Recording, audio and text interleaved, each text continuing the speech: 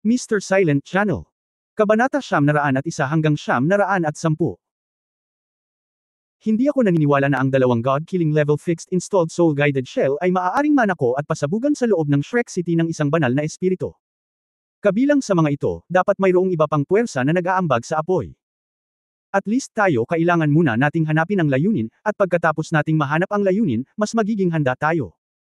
Sa panahong ito ng panahon ng pag-promote, kailangan din nating pagbutihin ang lakas ng ating dalawa kailangan din nating pagbutihin ang ating dalawang lakas. Ang Armor Master lang kapag naabot na sa level ang second character battle Armor Master, halos hindi natin maprotektahan ang sarili natin. Sa oras na ito, kapag sinasabi ni Tang Wulan ang kanyang iniisip, wala siyang balak makipag-usap sa lahat. Ang kailangan ngayon ay hindi demokrasya, ngunit isang taong maaaring gumawa ng mga desisyon at manguna sa kanilang lahat. Walang duda na tanging si Tang Wulan lang ang makakagawa nito. Nang marinig ang kanyang sinabi, ang mga mata ng lahat ay biglang naging mas kaakit-akit. With the backbone and the things they want to do, at least hindi na sila malito. Saan tayo nagtatago? Tanong ni Le Zhenghao. Walang alinlangan, ang maliit na hotel na kanilang tinutuluyan sa oras na ito ay hindi angkop, at walang paraan upang matulungan pa silang i-upgrade ang kanilang battle armor sa pangalawang salita. Upang i-upgrade ang dalawang character na battle armor ay nangangailangan ng mga mapagkukunan at isang tahimik na lugar. Sinabi ni Tang Wulan, hahanap ako ng paraan. Habang nagsasalita, kinuha niya ang kanyang soul communicator at nag-dial ng numero. Ito ang unang pagkakataon na nakipag-ugnayan siya sa ibang tao maliban sa kanyang mga kaibigan. Wulan. Ang ilang nagmamadaling boses ay nagmula sa kabilang panig ng soul communicator. Nang marinig ang boses na ito, ang mga mata ni Tang Wulan ay bahagyang nabasa sa isang iglap. Bahagya niyang pinigilan ang kanyang pananabik at ulong guru. Oo, ang unang taong pinili niyang makipag-ugnayan ay isa sa kanyang mga guro, ang kontemporaryong suzerain ng ontology sect, ontology daw Luo Muya.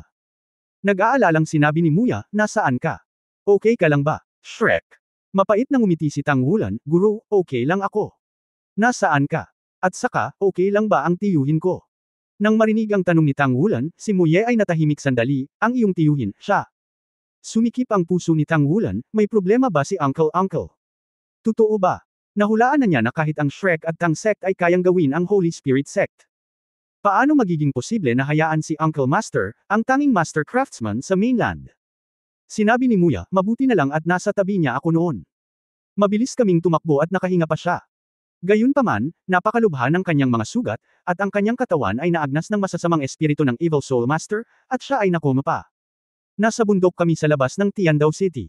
May ligtas na bahay dito sa Zhangmen. Matapos marinig ang mga salita ni Muya, gumaan ang loob ni Tang Wulan, at least buhay pa ang kanyang tiyuhin. Kinaikit ni Tang Wulan ang kanyang mga mata, guro, maaari mo ba akong bigyan ng address? Tara na. Tumigil si Makino, tila nag-iisip. Pagkaraan ng ilang sandali, Wulan, kailangan mo munang patunayan ang iyong pagkakakilanlan sa akin.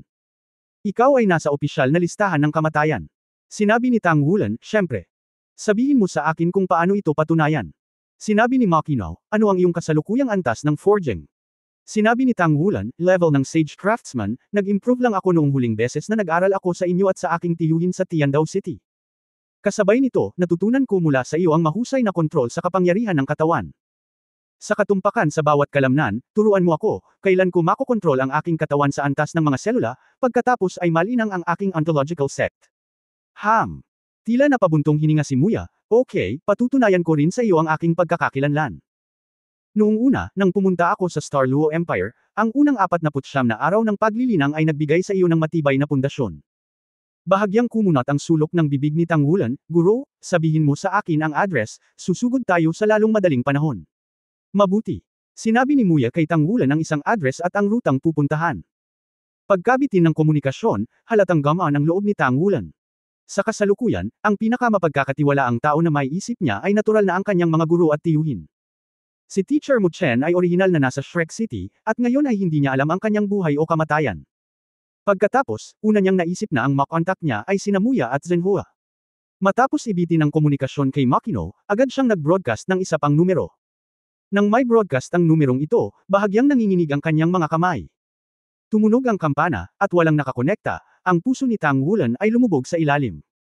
Nang ibaba na niya ang komunikasyon, biglang nag-connect ang communication, sino? Isang mahina at paos na boses ang nagmula sa kabilang panig. Nang marinig ang boses na ito, nang inag ang buong katawan ni Tang Wulan, at hindi na niya makontrol ang kanyang emosyon. Nabulunan ang boses niya sa isang iglap, teacher. Wulan. Biglang tumaas ng isang octave ang boses sa kabilang side, Wulan, buhay ka pa ba? Nasaan ka na? Ang malaking boses ay naririnig pa nga ng mga kaibigan sa paligid ni Tang Wulan. Oo, ang boses na ito ay pagmamayari ni Mu Chen, isang henerasyon ng mga santong manggagawa na tunay na nanguna kay Tang Wulan sa malawak na daan sa mundong nagpapanday. Teacher, ako na, buhay pa ako, at nakatakas ako. Ang hirap magsalita, buti na lang okay ka. Nasaan ka? Ang hininga ni Mu Chen ay halatang napakabalisa. Matapos ang mabigat na paghinga ay tumagal ng ilang segundo, bahagya niyang kinalma ang kanyang emosyon, nasa Heaven Dao City ako. Nandito ako sa orihinal para hanapin ang tiyuhin mo. Pero Heaven Dao City Forge Master. Inatake ang punong tanggapan ng asosasyon noong nakaraang araw, at nawala ang tiyuhin mo. Ngayon ang punong tanggapan ay magulo din. Ngunit narito ako at hindi mo kayang kontrolin ang lahat ng sitwasyon. Ngayon, hintayin ko munang mag-ayos, humanap ka muna ng mapagtataguan okay lang, okay na kami ng senior mo sa Donghai City. Sa wakas ay nagkaroon ng magandang balita, si Tang Wulan ay lubos na gumon, at ang buong tao ay medyo nakahinga ng maluwag. Sige, teacher, ikaw din bahala. Matapos ibitin ang komunikasyon, napabuntong hininga si Tang Wulan. Hindi niya namamalaya na gustong mag-dial ng isa pang numero, ngunit pinigilan siya ni Ye Xinglan sa tabi niya. Wulan, huminahon ka. Nang inig at tumigil ang puso ni Tang Wulan. Walang alinlangan, kung mas maraming mga tao ang kanilang nakikipag-ugnayan ngayon, mas malaki ang posibilidad ng pagkakalantad. Ibaba ang communicator at isara, paumanhin, nasa sabik ako. Para sa kanila, kahit gaano pa sila kaingat ngayon, hindi naman masyado. Magpahinga ka ng isang araw at umalis ka bukas. Hanapin natin ang aking guro at tiyuhin at tumira. Sa oras na iyon, hihilingin din natin sa banal na espiritu Daoluo na tulungan ang aking tiyuhin upang makita kung mapapagaling niya ang kanyang sugat. Ang masamang espiritu ay sumalakay, ang banal na espiritong si Daoluo ay dapat na ang pinakamahusay sa pagharap dito. Walang masabi buong magdamag, at kinaumagahan, nag-almusal ang lahat at tahimik na pumunta sa kalsada. Sa ilalim ng normal na mga pangyayari, ang sasakyang panlaban ng Tang Sect ng Tang Wulan ay kayang tumanggap ng 8 tao, at ngayon kasama ang Holy Spirit Daoluo Yali, ito ay 9 na tao. Medyo masikip. Maaari lamang itong ilang mas payat na babae na nakaupo sa likod na hanay. Natahimik ang lahat sa daan. Ang pagkabigla na ito ay napakahusay para sa lahat. Hindi man lang sila naglakas loob na isipin ang mga gurong nagturo sa kanila at ang mga magkasintahang nag-aral ng magkasama. Sa kabutihang palad, mayroon silang espiritual na suporta, at ang pag-ibig ng isa't isa ay nasa paligid pa rin. Tanging ang banal na espiritu na si Daoluo Yali ang nakaupo sa kotse at walang laman na nakatingin sa labas ng bintana ng sasakyan. Ang kanyang buong pagkatao ay tila ganap na nawala ang kanyang kaluluwa. Tanging si Gu Yu, na masayang-masaya na nakaupo sa kotse, ay napangiti paminsan-minsan kay Tang Wulan, at tinawag si tatay ng matamis. Sa oras lamang na ito, kapag ang lahat ay tumingin kay Tang Wulan ng kakaiba, ang kapaligiran ay itinuturing na maganda. Dahan-dahan lang. Pagpasok sa bulubunduking lugar, nagsimulang hindi gaanong lumakad ang kalsada. Sa kabutihang palad, ang sasakyang panlaban ng Tangmen ay karapat-dapat, at maaari itong maglakbay halos sa karamihan ng mga kalsada. Sa wakas, sa malayong bundok call, lumitaw ang isang bahay na gawa sa bato. Sa kanilang larangan ng pananaw. Kung walang detalyadong landas na ibinigay ni Makino, talagang hindi ito madaling mahanap dito. Nang makita ni Tang Wulan si Muya na nagbukas ng pinto at lumabas doon, biglang namula muli ang kanyang mga mata. Pagkatapos ng sakuna, ang pakiramdam na makita ang kanyang mga kamag-anak ay halos hindi niya makontrol ang kanyang damdamin. Si Muye ay parehong nasa sabik nang makita siya, at sa isang kislap ng figure, pinuntahan niya si Tang Wulan at binigyan siya ng isang mahigpit na yakap. Mabuti, naisip ko na ang natitirang alagad ng sekta ng ontolohiya na hindi nagkita sa loob ng 1,000 taon ay namatay ng ganito. Buti na lang at buhay ka pa. Maliban kina Yali at Gu Yu, na may amnesia, natural na kilala ng iba si Makino. Sunod-sunod na nagsilapitan para sumaludo. Okay, pag-usapan natin ang lahat ng ito sa bahay. Ang bahay na batong ito, kahit tingnan sa satellite, ay hindi pinansin dahil masyado itong katulad ng mga nakapaligid na bundok.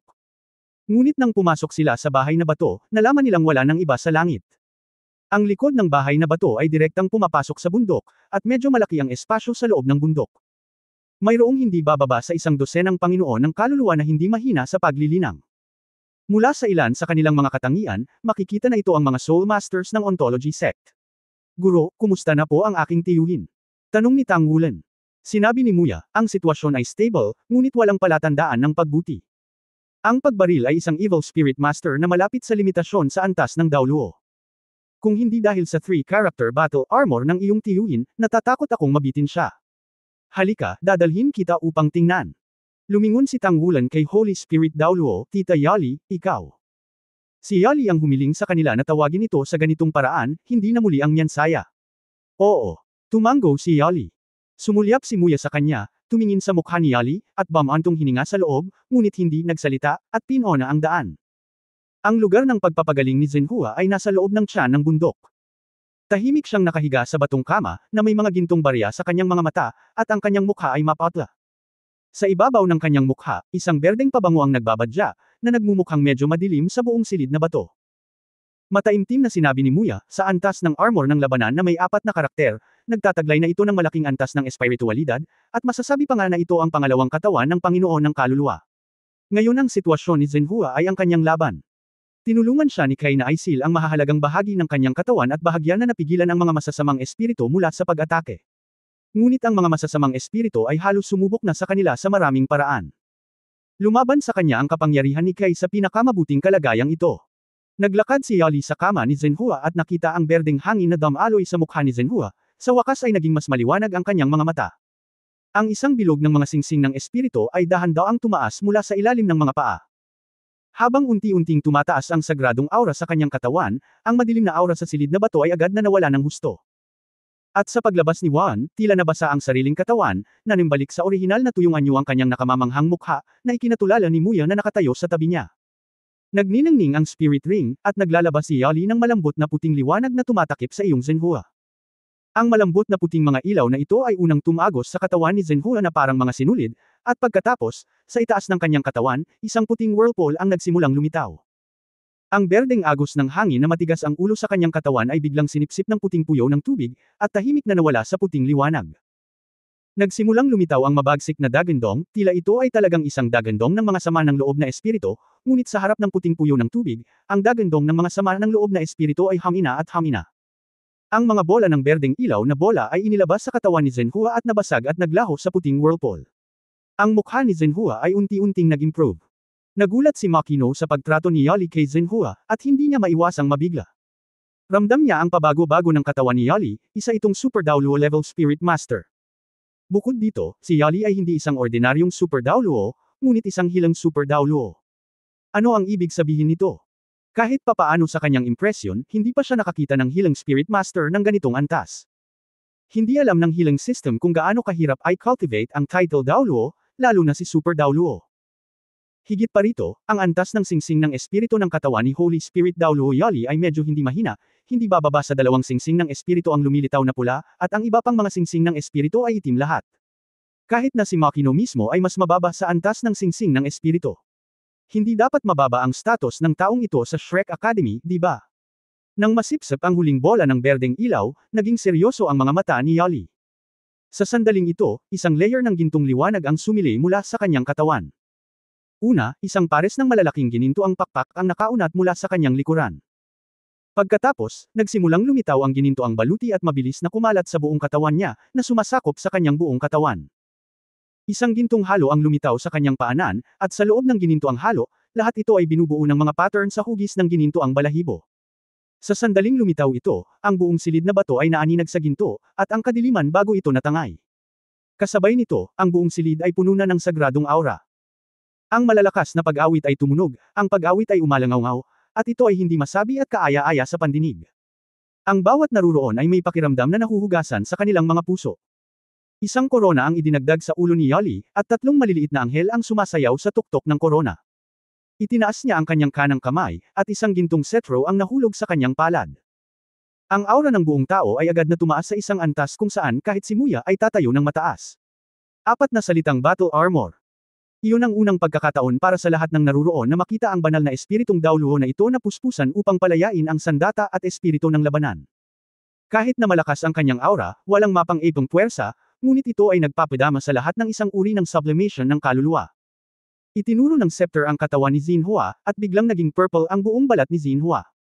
Pagkatapos ay nagsimulang dumami ang mga lilang ito, na naging isang malaking bungo na kulay ube sa hangin. Umungol kay Yali. Ang mga mata ni Yali ay naging sagradong ginto, at sila ay napuno ng kawalang interes at galit, banal na espiritu. Isang matingkad na gininto ang liwanag ang bumaril mula sa tuktok ng cetro sa kanyang kamay, at ang lilang liwanag ay sumikat sa lilang kalansay, ngunit ito ay nagpatuloy lamang saglit, na dumudurog at naglilinis sa banal na liwanag. Ngunit isang masamang kaisipan din ang umalingaw sa silid na bato, ang Espiritu Santo ay hindi patay. Nagtagpo ang ginintuang liwanag, at ang apat na karakter na battle armor sa katawan ni Yali ay nagtagpo din sa kanyang katawan. Nawala ang kanyang malakas na aura, ngunit kakaiba, ang kanyang mahabang buhok na puti ay muling naging itim, at ang kanyang hitsura ay ganap na naibalik. Maganda. Ang siglang kinain kanina ay tila gumaling sa sarili sa paglabas ng kanyang martial soul. Sa katunayan, sa level ni Yali, kapag inilabas niya ang kanyang 4-character battle armor, ang kanyang cultivation level ay maaari ding umabot sa level ng limit Daoluo. With her cultivation level, hindi madaling mamatay kahit gugustuhin niya, pati sigla ay lumilipas. Bumalik na sa normal ang mukha ni Zhenhua, at unti-unting namumula, nawala ang lahat ng madilim na aura. Gulat na tiningnan ni Makino si Yali, pagkatapos ay kay Zhenhua, at pagkatapos ay same time na sinabi, "Salamat, Nyan Saya." Napailing na lang si Yali, saka tumabi, nanlabo na naman ang mga mata. Parang Walking Dead. Nang maramdaman ni Tang Wulan at ng iba pa nakakailanganin pa ni Zhenhua ng ilang oras para makabawi, ang Divine Craftsman na nakahiga sa stone bed ay talagang hinihingal at dahan-daang iminulat ang kanyang mga mata. Dapat kong sabihin na sa mga tuntunin ng paggamot, ang Holy Spirit Daoluo ay tiyak na numero 1 sa mundo. Umupo si Zhenhua, tumingin sa kanyang sarili, pagkatapos ay sa Tang Wulan at Muye sa tabi niya, at sinabing nagulat, ayos lang ako. Ang masamang espiritong iyon. Nang sabihin niya ito, nakita niya ang banal na espiritu na si Daoluo sa gilid, bumangon sa kama at magalang na nagsabi, sa ilalim ng korona ng banal na espiritu. Sumulyap si Yali sa kanya, tumanggo lang siya ng bahagya, pero walang sinabi. Saglit na pinatahimik ni Zhenhua ang kanyang isip. Alam niyang makakabawi siya. Walang pag-aalinlangan na iyon ang putok sa kanyang harapan, ngunit sa hitsura ni Yali, makikita rin niya na tiyak na isa itong malaking suntok. Si Tang Wulan ang nagkusa na humakbang pasulong, at pagkatapos lamang na makilala si Zhenhua, sinabi niya ang lahat tungkol sa araw na inatake ang Shrek Academy. Nakinig sina Makino at Zhenhua sa kanyang pagsasalaysay, at ang kanilang mga ekspresyon ay naging mas solemn na. Tanging si Tang Wulan at ang iba pa ang nakakaalam ng partikular na sitwasyon ng insidente sa Shrek City noong panahong iyon. Sa harap ng God-killing Grade Fixed Soul Guidance Cannonball, lahat ng iba pa ay nabura. Maging ang gintong puno na umasa sa Shrek Academy para protektahan ang sarili ay tuluyan ang nawala. Medyo naging depressed ang atmosphere sa Stone Room. Tumingin si Zhenhua kay Tang Wulan, "Wulan, ano ang plano mo?" Mataimtim na sinabi ni Tang Wulan, "Tingnan muna natin ang mga pagbabago, at hintayin na tumahimik ang sitwasyon sa mainland bago maghanap ng mga paraan upang unti-unting muling itayo si Shrek. Plano muna naming mag-upgrade sa level ng 2-character Battle Armor Master. Master, Teacher, alam mo kung ano ang kakaiba. Si Rong Tang Tianzhu ba ay isang kayamanan ng langit at lupa sa pamamagitan lamang ng paghahanap ng ganitong alaala ni Yuli. Walang alinlangan, ang Divine Craftsman at ang Ontology Sect Master ay may maraming kaalaman, kaya masigasig na nagtanong si Tang Wulan. Sumimangot si Makino at bahagyang umiling, narinig ko na ito, ngunit hindi pa ako nakakita ng ganoong bagay. Sinabi ni Zhenhua, narinig ko lang ito. Ang kakaibang Velvet Chrysanthemum na ito ay magiging lubhang kapaki-pakinabang sa mga Soul Master na nagsasanay ng pisikal na sining.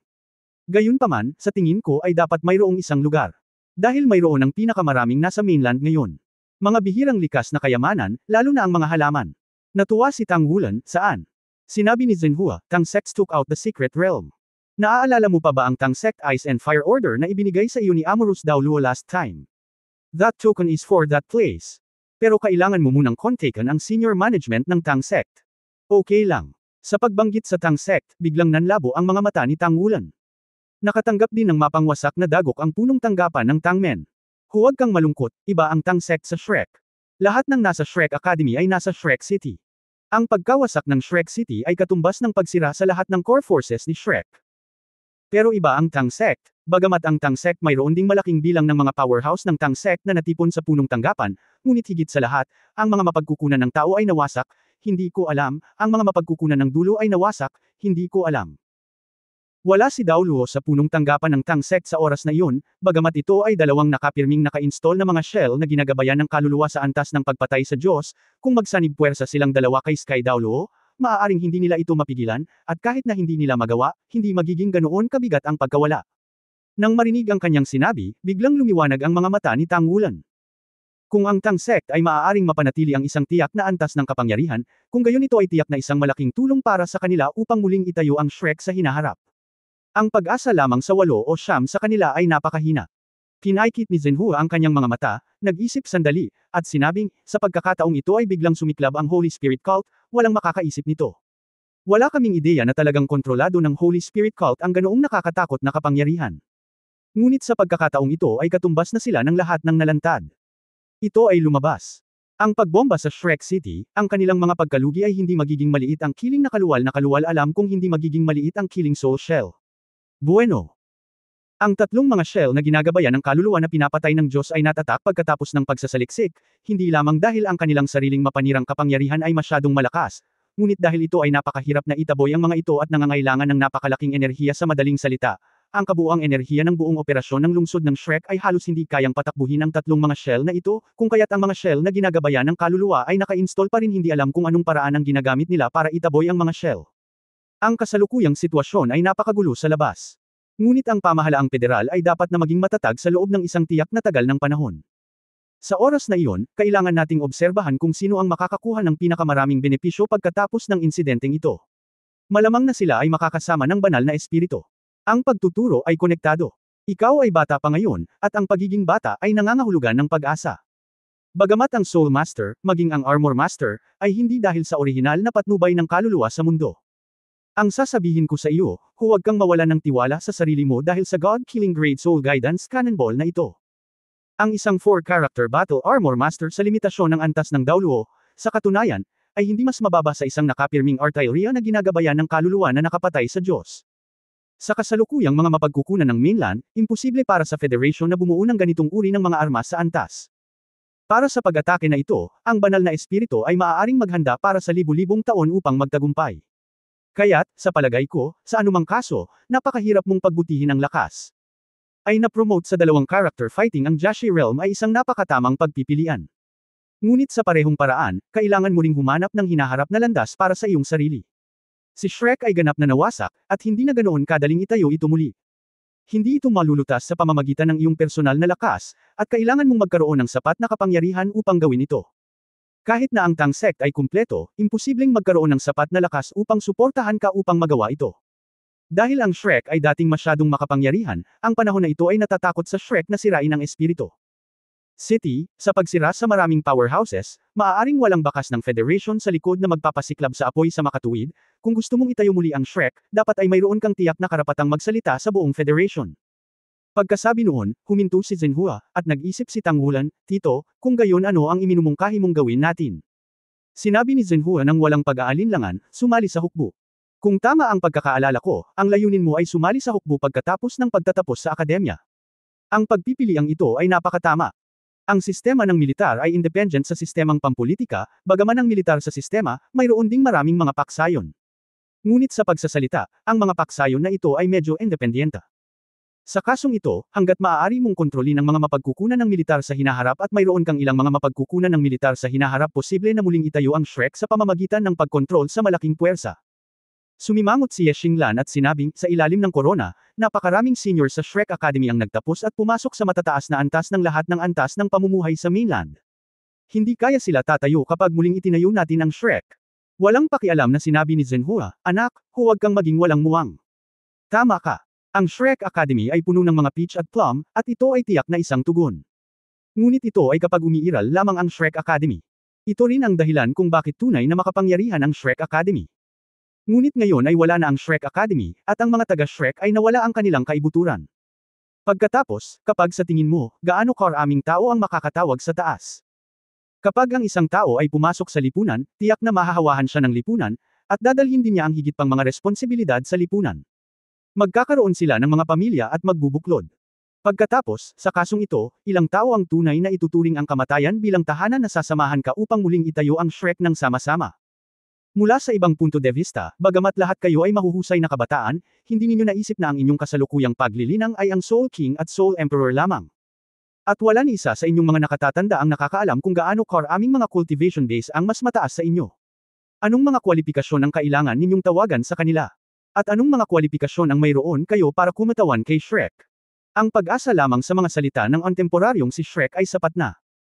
Araw, lahat kayo ay maaaring maging may 4 na karakter na Battle Armor Master, at kayong lahat ay may lakas ng panig ng Megatron. Tandaan, kung gusto ninyong buuin muli ang Shrek, ang lakas at kapangyarihan ay kailangan. Ang mga salitang ito ay sinabi ni Zhenhua ng matatag at malakas. Nagpakita rin ito kay Tang Wulan at sa kanyang mga kasama na nabigla tulad ng pagbibigay kapangyarihan ni Daigo. Oo, tulad ng sinabi ni Tang Wulan, ang tanging maaasahan nila ngayon ay ang kanilang sarili. At sila mismo ay malayo sa sapat na lakas. Mayroon lamang isang dahilan para hindi mabuhay muli at may tayo muli ang Shrek, at iyon ay ang mga ito ay masyadong mahina. Naiintindihan ko. Masiglang tumango si Ye Xinglan. Hindi ka pwedeng pumasok sa military gamit ang iyong original identity. In terms of identity, I will find a way.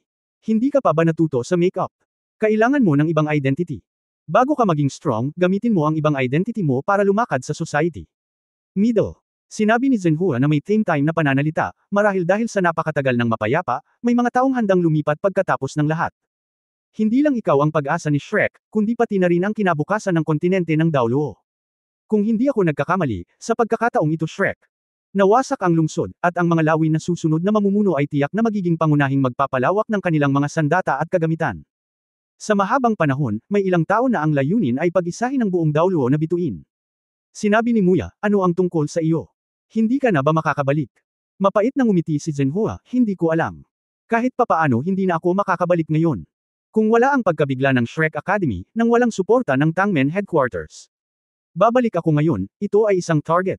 Sinabi ni Tang Wulan, Tito, si Teacher Mu Chen ay nasa headquarters na ngayon ng Forging Masters Association sa Tiandao City. Sinabi ng guro na kinokontrol niya ang sitwasyon. Lumiwanag ang mga mata ni Zhenhua, narito si Mu Chen. Magiging maganda iyon, kung gayon hindi ko na kailangan pang bumalik. Mas mabuti nang nasa dilim kaysa sa liwanag. Ang ilan sa mga pagsasaayos ng asosasyon, hindi ko inaasahan na ito ay talagang magiging kapaki-pakinabang. Wulan, manatili ka rito at magtrabaho ng husto kasama ang 2-character Battle Armor Master. Bibigyan kita ng patnubay ng sandata ng labanan sa dalawang tangtsa. Ang sekta upang tulungan ang iyong maliit na kasintahan na gumaling pagkatapos ng paggamot sa kanya, sasali ka sa hukbo. Matapos ituwid ang kanyang pag-iisip, hindi napigilan ni Tang Wulan na ma-refresh.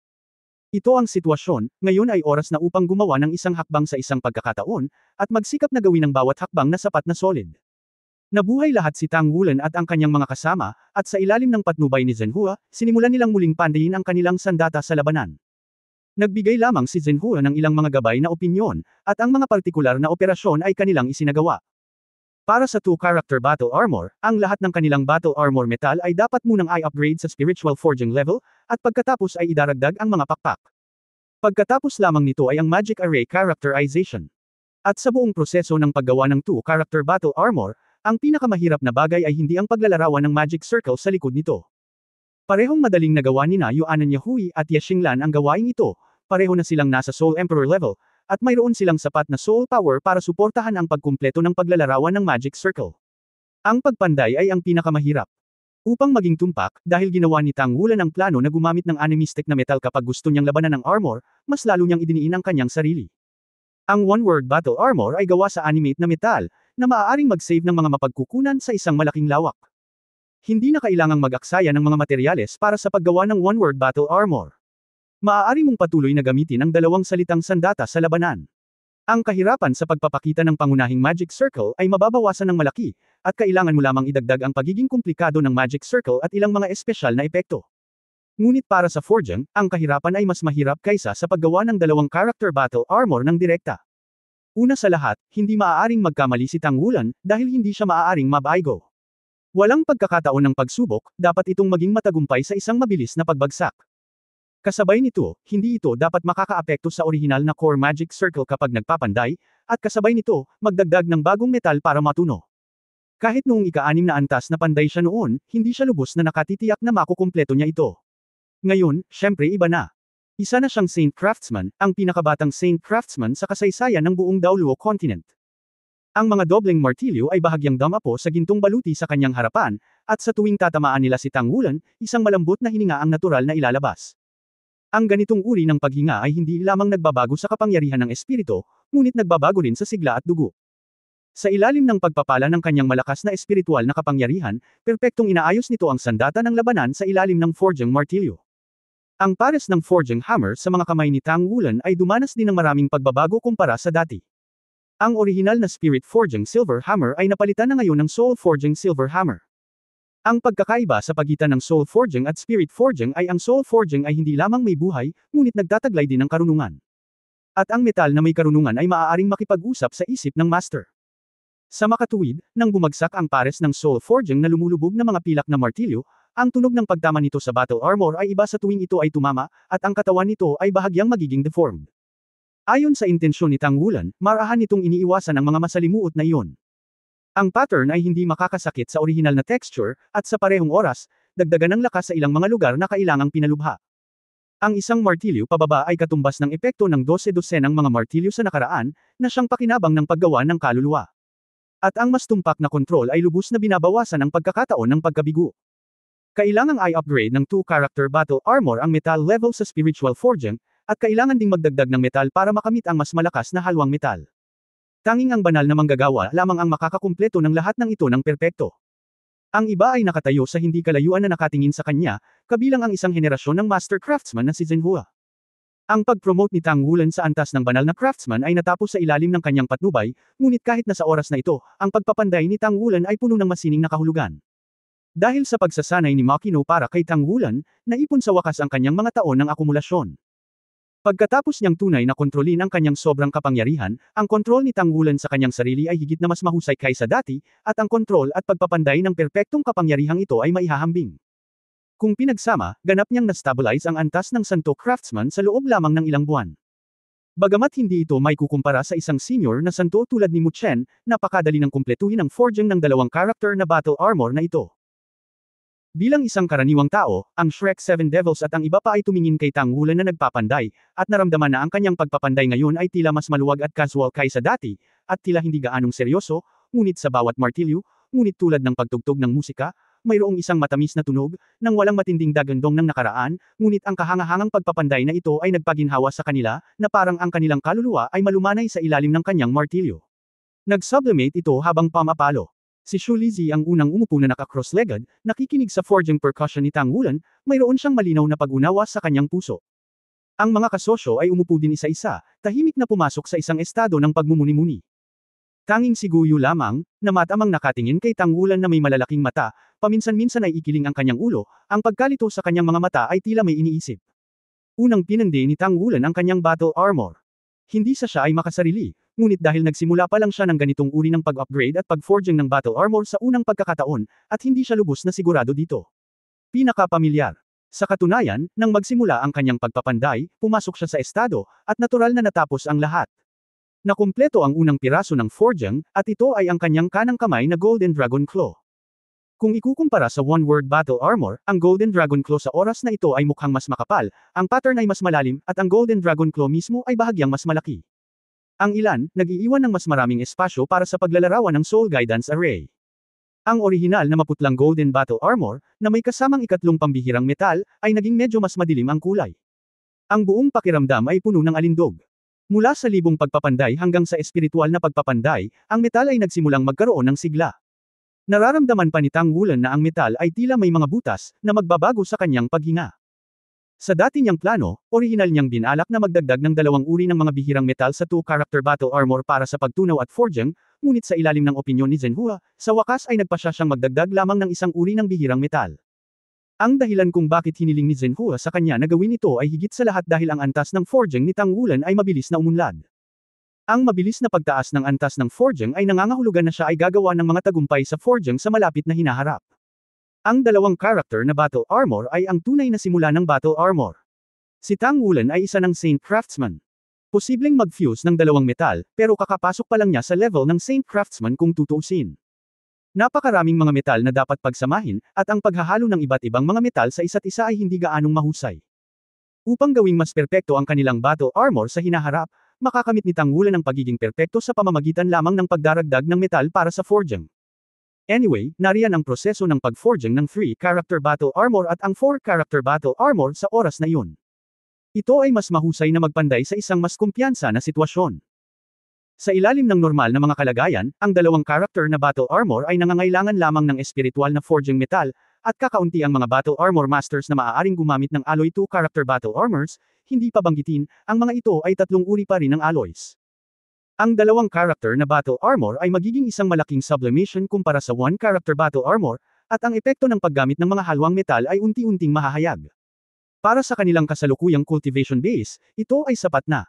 Nakumpleto ni Tang Wulan ang pagpapanday ng armor ng labanan, at dinala ito ni Ye Xinglan sa isa pang tahimik na silid upang gawin ito.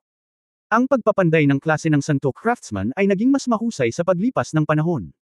Para kay Tang Wulan, ang pag-upgrade ng battle armor ay may malaking kahalagahan din sa kanyang forging. Sa saligan na hindi nabigo, ang kanyang panday ay dapat naganap na nakatuon. Bagamat madali ang pagpanday, binibigyang daan din ito na maunawaan niya ng mas malalim ang kanyang kasalukuyang nasasakupan.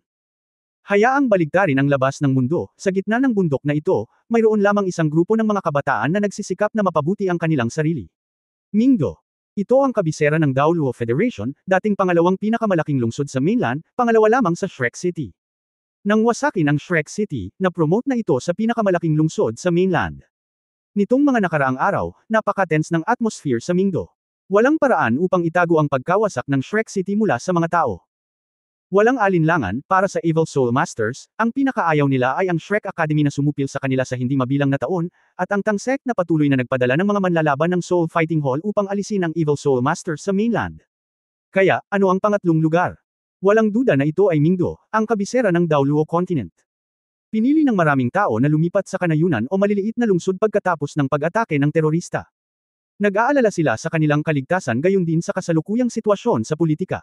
Ang Bundestag ay binuwag at ang pamahalaan ay nahulog sa isang estado ng pansamantalang semi-paralysis. Ang susunod na hakbang ay ang muling pag-aayos ng kapulungan, at kasabay nito ay magsagawa ng malawakang paghahanap at paghihiganti laban sa masamang espiritong Panginoon para sa hindi pa naganap na pag-atake ng terorista. Ang kulto ng banal na espiritu ay tila inaasahan na ang posibilidad ng sitwasyong ito matagal na ang nakalipas. Matapos makumplito ang pag-atake ng terorista, lahat sila ay biglang naglaho ng hindi nag-iiwan ng bakas. Sa makatuwid, kahit na ang federal na militar ay naging all-out sa paghahanap, ito ay nakakuha ng napakakaunting. Ang muling pag-aayos ng kamara ay natapos sa wakas pagkatapos ng 3 buwan, at walang duda na ang mga pangunahing lawin ang may kapangyarihan. Ang templo ng digmaan ay nanalo ng 7 upuan sa Bundestag, at ang bilang ng mga upuang militar ay tumaas ng higit sa 1/4. Matapos ang muling pagsasaayos ng kapulungan ng mga kinatawan, ilang mga batas ang ipinahayag upang magpatibay ng isang patakarang hindi mapagparaya laban sa Holy Spirit Church. Kapag nadiskubre ang Evil Spirit Master, may karapatan ang sinuman na patayin siya. Pagkatapos ng kumpirmasyon, maaari siyang gantimpalaan ng Federation. Ang sinumang nagbibigay ng impormasyon ay maaari ding gantimpalaan. May mga reward din. Kasabay nito, nagpa siya ang bahay na dagdagan ng pamumuhunan sa templo ng digmaan at palawakin ang hukbo sa parehong oras upang magsagawa ng isang serye ng mga follow-up na aksyon laban sa Holy Spirit Cult. Pagkatapos ay mayroong pinakamahalagang bagay, Anmin. Inaprubahan ng Bundestag ang hukbo na dalhin ang pinaka-advanced na kagamitan sa pagtuklas sa mga pangunahing lungsod at magsagawa ng komprehensibong pag-scan ng bawat lungsod upang matiyak na walang mga potensyal na banta. Sa maraming aksyon, kalahating taon pagkatapos ng pagsabog ng Shrek City, ang sitwasyon sa Daoluo Continent sa wakas ay unti-unting naging matatag. Sa dating Shrek City lamang, naiwan pa rin ang malaking malalim na hukay na iyon. Ang kakaiba ay hindi masyadong nag-react si Tangmen pagkatapos ng malaking pagsabog. Sa halip, sunod-sunod na nagsara ang mga kumpanya ng Tangmen sa iba pang malalaking lungsod. Tangmen Xuanxi Tangmen Technology Co. Limited. Sa ilalim ng direktang pamamahala ng Tangmen shutdown. Naging tahimik ang lahat. Ang dating pinakamakapangyarihang sekta sa mainland ay tila nawasak dahil sa matinding suntok nitong malaking pagsabog. Talagang ito ang ayaw makita ng karamihan. Mayroon ding ilang mga mag-aaral na nagtapos mula sa Shrek Academy ay gumawa ng iba't ibang mapusok na pananalita, na nangakong ipaghihiganti ang akademya at muling itayo ang akademya. Iminungkahi din ng ilang tao sa bagong tatag na Federal House na muling itayo ang Shrek City. Ngunit sa kasalukuyan ay walang ganoong plano ang Federation. Sa maikling panahon, tila hindi ko na maasikaso ang panig na ito. Napanatili pa rin ang orihinal na lugar ng Shrek City ang napakalaking malalim na hukay na iyon. Ate, sinabi mo bang hindi talaga hahayaan ng Federation ang Shrek Academy na muling maitatag sa pagkakataong ito? Tanong ni Shen Xing sa kapatid na may 2 general na bituin na nakasabit sa kanyang tabi. Si Shen Yu ay itinulak sa unahan ng militar sa pagkakataong ito. Bilang isa sa mahahalagang general ng militar ng bata at malakas na paksayon, naging kwalipikado rin siya bilang miyembro ng kamara pagkatapos ng muling halalan sa kamara. Kasabay nito, inilipat siya pabalik sa departamento ng militar at humawak ng mahahalagang posisyon. Kumunot ang noo ni Shen Yu, mahirap. At higit pa, kahit na muling itayo ang Shrek Academy. Paano kung ang pundasyon ni Shrek ay nawala, at ang Poseidon Pavilion ay nawala? Ang muling itinayong Shrek ay hindi ang orihinal na kontinente na may mahabang kasaysayan. Ang unang kolehiyo. Bagamat ang tenyente general na ito ay ipinanganak sa Sun Moon Royal Soul Teacher Academy, siya ay itinuring na kalaban ng Shrek Academy, ngunit nang malaman niyang nawala ang unang akademya ng mainland, siya ay natigilan pa rin. Sa isang kahulugan, ang Shrek City ay isa na sa mga simbolo ng Daoluo Continent. Para sa gobyerno, ang isang malaya at neutral na lugar ay talagang parang isang tinek sa likod, ngunit maaari itong gamitin ng mga ordinaryong tao at mas maraming puwersa. Sa madaling salita, ito ay isang mahalagang banner para sa demokrasya. Kung wala si Shrek, ang federal na pamahalaan ay walang alinlangan na magkakaroon ng mas madaling kontrol sa mainland, ngunit sa parehong paraan, ang pangangasiwa at mga paghihigpit ay lubos na mababawasan, na hindi isang magandang bagay para sa pangmatagalang malusog na pag-unlad. Si Shen Yu mismo ay hindi isang lawin ng militar, siya ay kabilang sa isang kalapati na nagtataguyod ng pagtatanggol sa mainland laban sa labas ng mundo. Ang hindi pa naganap na pag-atake ng terorista na ito ay nagdala sa mga lawin sa tuktok ng isang malaking margin, ngunit sinamantala din ng mga kalapati ang sitwasyon at nakakuha ng ilang teritoryo. Siya ay inilunsad ng mga kalapati. Nag-aalala si Shen Yu na pagkatapos mapangunahan ng mga lawin, ang sitwasyon sa mainland ay maaaring hindi na ganoon katatag sa hinaharap. Bilang isang mataas na antas ng opisyal ng militar, tiyak na alam niya na maraming pinag-isang boses ng planeta. Kung tungkol sa Soul Guidance Technology, talagang laging nauuna ang Daoluo Continent. Tiningnan ni Shenxing ang nakasimangot na kapatid, ngunit ang kanyang puso ay lumilipad na palabas ng langit. Sa isip niya, naalala niya ng gusto ang mukha na iyon. Hinding-hindi niya makakalimutan ang lalaking halos araw-araw na lumilitaw sa kanyang panaginip sa tagal ng panahon. Patay na rin ba siya? Namatay ka ba sa Big Bang ito? Nawalan pa siya ng pagkakataong gumanti sa kanya. Pero hindi ko alam kung bakit, pero sobrang lungkot niya sa puso niya. Kamakailan, sa loob ng mahabang panahon, siya ay nasa isang napakasamang estado sa kabuuan. Isang lalaki at isang babae, magkahawak kamay na naglalakad sa malawak na kalye. Sila ay balingkinitan at may sukat, ngunit ang kanilang hitsura ay napaka-ordinaryo. Mahigit 1.9 metro ang taas ng binata, malapad ang baywang at malapad na balikat. Mapurol lang ang balat, at napaka-ordinaryo ng hitsura. Dito, itinuro ng binata ang isang tea house sa harap, at pinapasok ang dalaga. Ibinuko ng dalaga ang kanyang bibig, sinusubukang magsalita, ngunit pinipigilan pa rin, ngunit hindi sinasadyang nagpout, na parabang hindi siya nasisiyahan. Pagpasok sa tea house, sinalubong agad siya ng isang service staff. 2 tao. Tumango ang binata at sinabing, gusto naming uminom ng dahumpaw. Bahagyang gumalaw ang mga mata ng waiter, ilang bula ang gusto mo? Ang sabi ng binata, tama na ang 3 bula, kung marami pa, mapurol at walang lasa. Sige, sumama ka sa akin 2. Pagkatapos magsalita, tumalikod ang waiter at umakyat. Sumunod ang binata at dalaga sa likod at umakyat. Hindi na nagsalita pa ang waiter, bagkus dinala sila sa ikalawang palapag, at naglakad patungo sa dulo ng koridor, ngunit bigla niyang bahagyang pinindot ang dingding, at nabasag ang dingding, at tumambad ang isang pinto. Nag-please gesture ang waiter. Kinuha ng binata ang dalaga at pumasok. Sa loob ay isang tea room, ngunit mayroon ng isang tao na nakaupo sa loob nito, na naka-cross-legged sa futon sa likod ng tea table para gumawa ng tsaa. Umupo ka, payapang sabi niya. Guwapo ang nakaupo, parang nasa 30, pero maalikabok ang hininga sa katawan. Nang makita siya ng binata, biglang naging excited ang kanyang ekspresyon, at nagmadali siyang pasulong at umupo sa tapat niya, Deputy Hallmaster. Itinulak ng nasa katanghali ang gulang na lalaki ang isang tasa ng tsaa sa kanyang harapan, tikman mo. Natigilan sandali ang binata, ngunit pagkatapos ay huminahon, kinuha ang tasa ng tsaa, hinaipan ito ng init, at ininom ito sa isang iglap. Isang mahinang halimuyak ang sumunod sa mainit na hangin sa kanyang tiyan. Bigla niyang naramdaman ang init ng buong katawan at hindi maipaliwanag na komportable, at ang halimuyak ng tsaa ay nananatili sa kanya. Alam kong buhay kayong lahat, napakasaya ko. At least, nailigtas pa rin ni Shrek ang muling nabuhay na apoy pagkatapos ng lahat. Hindi man lang nasira ang mana ni Shrek. Isang bakas ng kalungkutan ang sumilay sa mga mata ng nasa katanghali ang gulang na lalaki. Ibinaba ng binata ang kanyang ulo, namumula ang kanyang mga mata, at sinabi sa malalim na boses, Vice Hallmaster, kumusta ang sitwasyon ng ating tangsek ngayon? Umiling ang nasa katanghali ang gulang na lalaki, napakasama.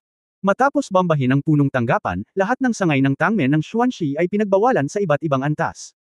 Ang militar na naging malapit sa amin ay pinutol din ang pakikipag-ugnayan, hayag at palihim, dumating ang maraming welga ng sabay-sabay. Ito ay malinaw na pinaghandaan.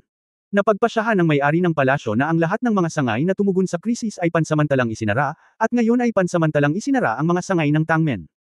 Isa sa mga plano, at ito ay naglalayong sa pinakaseryosong sitwasyon.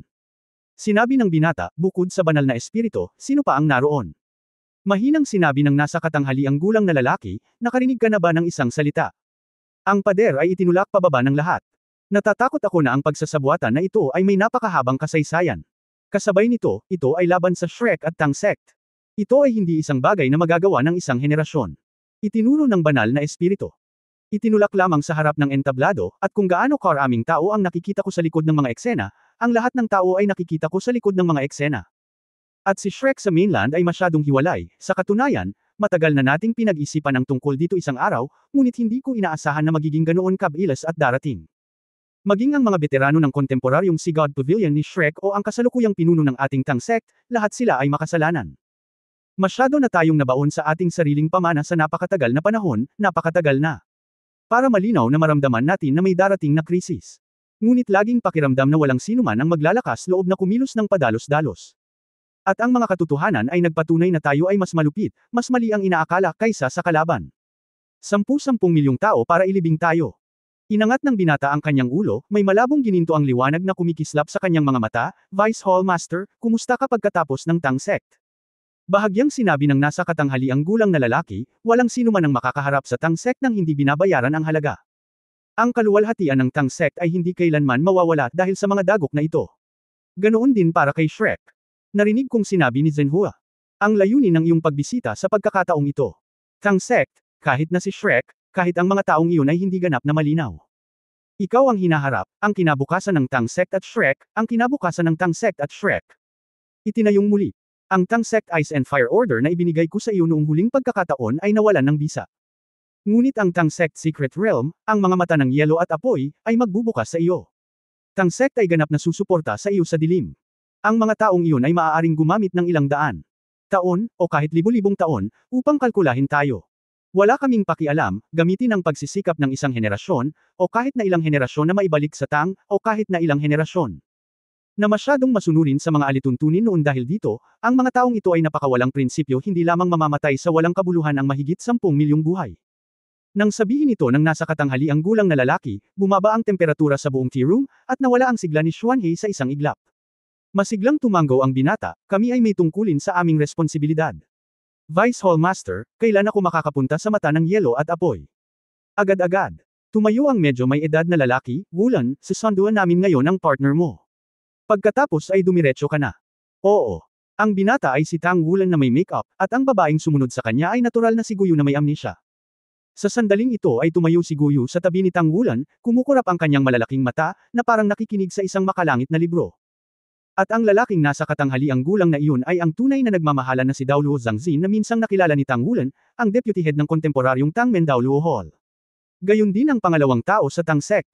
Dalawang tila ordinaryong soul guidance na sasakyan ang dumaan sa kalye at huminto sa harap ng tea house. Sa sandaling lumabas si Zhangzin sa tea house, nagbago ang mga kalamnan sa kanyang mukha, at nagbago ang imahe ng kanyang buong pagkatao.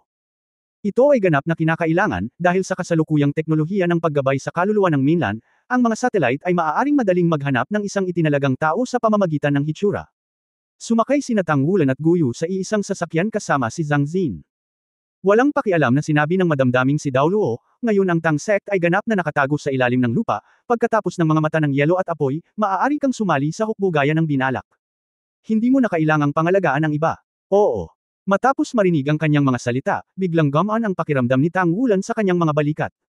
Kahit na walang akademya, kailangan pa rin niyang umasa, at sinusuportahan siya ng Tang sect. Sumandal si Zhangzin sa kanyang upuan at ipinikit ang kanyang mga mata, Wulan, tandaan mo. Kung wala kang gagawin, o hindi sapat ang gagawin mo. Kung gayon palagi kang nakahiwalay sa mainland. At kapag pagkatapos mong makamit ang ilang mga resulta, magiging parang magnet ka, at sasagutin ang background ni Shrek, ang background ng Tang sect, sa paligid ng iyong katawan. Sa opisyal na pagsisiyasat, at sa puso at sa pinakaangkop na mga tao dito, ikaw ay wala na sa puso at ang pinakaangkop na pagkatao. Si Shrek at Tang sect ay muling bumangon. Ngayon ikaw ay hindi lang ang 7 Shrek monsters, kundi pati na rin ang mga kontemporaryong elder ng Sea God Pavilion, at ang pag-asa ng Tang sect sa hinaharap. Pagkatapos mong iwan ang mga mata ng yelo at apoy, huwag kang makipag-ugnayan muli sa Tang sect, upang hindi malantad ang iyong sarili. Sa ilang mga sitwasyon, si Tang the Door ang magkukusa na makipag-ugnayan sa iyo. Naiintindihan mo ba? Naiintindihan. Sabi ni Tang Wulan, na may bahagyang pagkabigla sa kanyang puso. Ang mga pahayag ni Zhangzin ay talagang nagsasabi sa kanya na ang kanilang mga responsibilidad ay mabigat, at sa parehong oras, maaari lamang silang umasa sa kanilang sarili sa halos lahat ng oras. Tila ang mga pagkatalo ng Tang sect sa malaking pagsabog na ito ay mas malaki kaysa sa inaakala. Makalipas ang kalahating oras, pagkatapos kunin ang iba pang 6 na Shrek 7 Devils sa labas ng Tiandao City, dalawang napaka-camouflage na sasakyang panlaban ng Tangmen ang nagmaneho papunta sa kalsada. Ang mga bintana ng kotse ay naging itim, at ang front partition ay nahulog. Tinakpan ang paningin ng lahat. Ang Eye of Ice and Fire ay ang pinakamahalagang lihim na kaharian ng Tang sect. Kahit na ito ay para sa kanila, ang ruta ay kailangang panatilihing lihim. Hindi alam ni Tang Wulan kung gaano katagal ang lumipas. Matapos ang halos 2 pagninilay, dahan-daang huminto ang sasakyan. Nakatulog ng mahimbing si Go Yu sa kanyang kondangan. Dito, lumiwanag ang bintana ng sasakyan at nakita na naman ang lahat sa labas. Natagpuan ni Tang Wulan na ang sasakyang panlaban ay nakarating na sa isang kagubatan. Napapikit ang lahat at bumaba ng sasakyan dahil nakikibagay sila sa liwanag. Ang kagubatan ay mukhang napaka-primitive at hindi pa binuo. Maliban dito, wala nang iba. Sinabi ng madamdaming si Dao Luo, sumama ka sa akin. Mula ngayon, kailangan mong sundin ang aking mga tagubilin. Hindi ito ligtas sa daan. Nang matapos siyang magsalita ay nanguna na siya. Kinaladkad ni Tang Wulan si Go Yu para sumunod, at sumunod ang iba. Hindi masyadong mabilis na sumulong si Amorous Dao Luo, at lahat ay makakasabay. Pagkatapos maglakad papunta sa kagubatan, lahat ay hindi maiwasang tumingin sa paligid ng may pagtataka. Ang lahat ay mukhang napakakaraniwan, at walang mga kakaibang bulaklak o halaman. Makalipas ang halos 2 oras, biglang naging masungit ang lupain. Sundin mo ang aking mga hakbang at huwag magkamali. Maraming napakalason na halaman dito, at ang pagkalason ay magiging napakahirap. Sabi ni Zhang Xin. Lahat ng nasa paligid niya ay biglang naging ilusyon. Naramdaman lang ni Tang Wulan na napunta siya sa isang malabong mundo, at si Zhang Xin lang ang nakakakita nito ng malinaw. Ito ay ilusyon. Ito ay tila isang napakatalino na ilusyon. Isang maputlang gintong chain na may mga kumikislap na bituin ang nagdugtong sa lahat, opisyal na ang chain ng mga bituin ni Xu Xiaoyan. Kahit na may anumang panganib, hahayaan ng kadena ang lahat na makihati sa pinsala. Tai, anong lugar ito? Kakaiba. Tanong ni Guyu sa mahinang boses sa tainga ni Tang Wulan. Bagamat maraming beses nang sinabi sa kanya ni Tang Wulan, huwag tawagan ang kanyang ama. Ngunit kung paano ito binago ni Guyu, ang huling resulta ay maaari lamang na hindi ito tumawag sa ganoong paraan sa isang mataong lugar. Pagkaraan ng ilang sandali, huminto si Zhang Xin sa kanyang harapan, at biglang naging malinaw ang lahat sa paligid niya. Natuklasan ni Tang Wulan at ng iba pa na nakarating sila sa gilid ng isang bangin. Paglingon ko, ang lugar na dinaanan nila ay kagubatan din, ngunit ito ay isang makulay na kagubatan. Maraming halaman ang hindi pa nakikita. Walang alinlangan, ito dapat ang makamandag na halaman na sinabi ni Amorous Dao Luo. Nakakalason at ilusyon, ito ay walang alinlangan na natural na hadlang para sa lugar na ito. Nakumpleto na ang iyong 2-word battle armor, tama. Ang lugar ay nasa lambak. Tumango si Tang Wulan. Sinabi ni Zhang Xin, hayaan akong makita, ang iyong sandata sa labanan. Ang gintong liwanag ay kumislap sa mga mata ni Tang Wulan, at isang bahagyang dagandong ng dragon ang tumunog sa kanyang katawan. Nagliwanag ang mga gintong liwanag sa kanyang mga kasukasuan, noo, dibdib at iba pang mahahalagang bahagi. Isang gintong linya ang nag-uugnay sa mga gintong liwanag na spot. Ang unang lumabas ay ang mga kuko ng gintong dragon sa kanyang mga kamay. Ang mga pattern ay layered, at ang mga golden dragon claws ay lumabas. Ang golden scaly armor ay gamulong, mabilis na tinatakpan ang kanyang mga braso, isang pares ng maliit sa gilid ng mga braso, mayroong 3 hubog na matutulis na talim. Kung ikukumpara sa 1-word battle armor, mas malaki ang arc ng matalas na blades. Pagkatapos ay lumitaw ang baluti sa balikat, at mabilis na bumaba ang patong na baluti sa balikat, na sumasakop sa baluti sa dibdib. Nang matakpan ng golden armor ang kanyang buong katawan, ang aura ni Tang Wulan ay tumaas. Sa makinang na gininto ang baluti, ang bawat sukat ay bahagyang nakataas ang mga tagaytay, at sa loob ng mga tagaytay, isang halo ang damaloy ng mahina. Ang kalasag sa dibdib ay isang piraso ng metal na hugis diamante, tulad ng isang malaking sukat. Isang gintong liwanag ang sumilay sa kanyang noo, ang helmet ay natatakpan, at ang mga matutulis na umbok na parang mga sungay ng dragon ay nag-drill sa magkabilang gilid ng helmet. Kasabay nito, bumangon ang isang ginintoang maskara, na nagkatikip sa kanyang mukha, tanging ang kanyang makikinang na mga mata lamang ang bumungad. Bahagyang nakayuko ang itaas na katawan ni Tang Wulan, at ang kanyang likod ay nag-vibrate. Isang pares ng malalaking ginintoang pakpak ang nakabuka sa likuran niya. Ang pares ng mga pakpak ay parang pinagdugtong ng hindi mabilang na kaliskis. Pagkatapos kumalat, sila ay 4 na metro ang lapad at hubog. Pagkatapos tiklop, takpan ang kanyang buong likod. Nang lumitaw ang pares ng mga pakpak, muling sumikat ang aura ni Tang Wulan, at ang kanyang buong katawan ay puno ng kapangyarihan at kagandahan. Long Yu, ito ang pangalang ibinigay ni Tang Wulan sa kanya nitong 2 character battle armor. Ang dragon ng Golden Dragon King, ang buwan ni Guyana. Dragon Moon at Tang Wulan. Si Guyu, na nakatayo sa tabi ni Tang Wulan, ay ngumiti, meron ako nito, at mayroon din ako. Isang maliit na ilaw na pilak ang biglang lumiwanag sa kanyang noo, dahilan para bahagyang umangat ang kanyang ulo, at ang makeup at kulay ng buhok sa kanyang mukha ay bumalik sa normal sa isang iglap, na nagpakita ng magandang mukha. Kakaiba, walang ibang ilaw na pilak na kumikinang sa kanyang katawan, tanging ang pilak na liwanag sa kanyang noo ang kumalat. Ito ay isang hugis itlog na pilak na hiyas, na lumalawak palabas mula sa hiyas, nagiging helmet na parang korona ni Guyu, at isang pilak na maskara na nahuhulog, na nakatikip sa kanyang kaakit-akit at kaakit-akit na mukha. Ang pilak na baluti ay, dumb alloy, pababa mula sa tuktok ng ulo na parang mercury. Ang hugis itlog na sukat ng dragon ay ang pangunahing tono ng sandata ng labanan.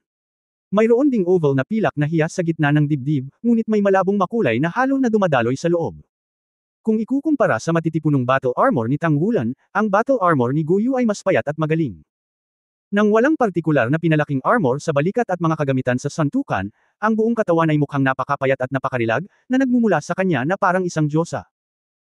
Isang pares ng silver dragon wings ang nakalatag sa likod, isang sukat na mas maliit kaysa sa dragon wings ni Tangwulan, ngunit sa kanyang dragon wings, mayroong isang buong 18 silver gemstones na nakaambang.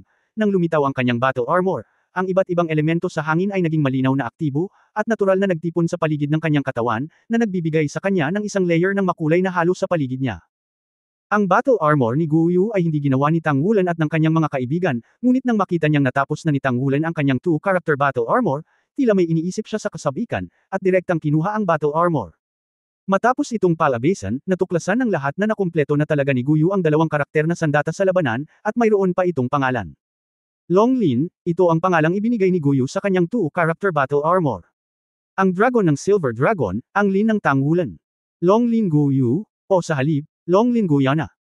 Ang ginto at pilak, mga dragon at Lin ay nagpupuno sa isa't isa. Mukhang may magandang koneksyon sa pagitan nila. Nang ilabas din ni Guyu ang kanyang battle armor, natural na nabuo ang isang layer ng ginto sa paligid ng battle armor sa katawan ni Tangwulan. Ang maulap na halo ay pambihirang kakaiba. Long Yu Tangwulan, Long Lin Guyana. Dalawang karakter na fighting armor master. Ang gintong halo at ang makulay na halo ay nagdampi sa isa't isa, at ang aura nilang dalawa ay nag-sublimate pa rin. Ang mapagmahal na si Dao Luo na nakatayo sa tabi niya ay tiningnan ito ng makikinang na mga mata. Walang duda na ang cultivation base at battle armor ni Tangwulan at Guyana ay mas malakas kaysa sa kanyang inaakala.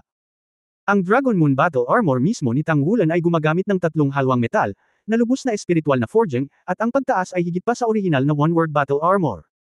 Gayunpaman, ang ikinagulat ni Tangwulan ay pagkatapos na bitawan ni Guyana ang kanyang dalawang karakter na battle armor, may dagdag na sibat sa kanyang kanang kamay. Silver Dragon Spear. Hindi ba ito ang Silver Dragon Spear ni Nier? Ang kaibahan ay mayroong isang oval silver bead sa dulo ng Silver Dragon Gun. Parang walang tip.